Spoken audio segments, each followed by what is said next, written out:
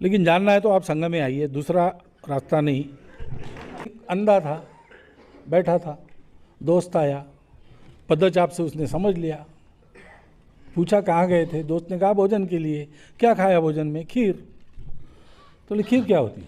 तो बोले दूध नहीं जानते, सफ़ेद सफ़ेद। हाँ बोले दूध तो पिया है, लेकिन सफ़ेद यानी कैसा होता है? तो सफ़ेद नहीं जानते, बगुले जैसा।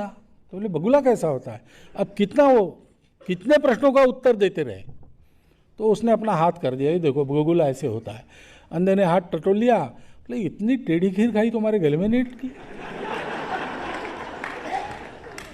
अब ये संघ को ऐसे बोल के या पढ़ा के समझाना, ये टेढ़ी खीर ही है। और इसलिए कुछ बातें तो बोल सकते हैं, कुछ हद तक बता सकते हैं, लेकिन जानने के लिए आइए। संघ मनमर्जी का काम है, आना जाना फ्री है, कोई कंडीशन नहीं है।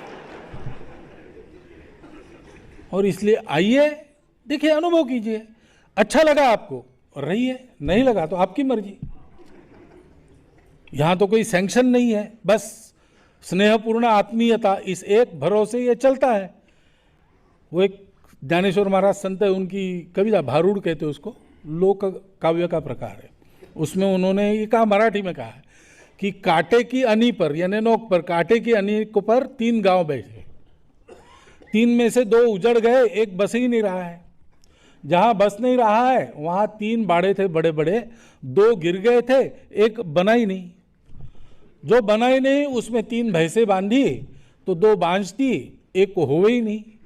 ऐसा चलता है वो सब, 3 में 2 बेकार और एक बनता ही नहीं, ऐसा चलता है।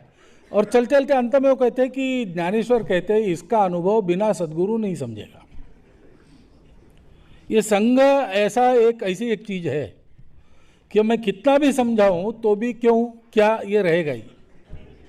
आप आइए, देख लीजिए और अपना आप तय कीजिए। हम भी फ्री, आप भी फ्री।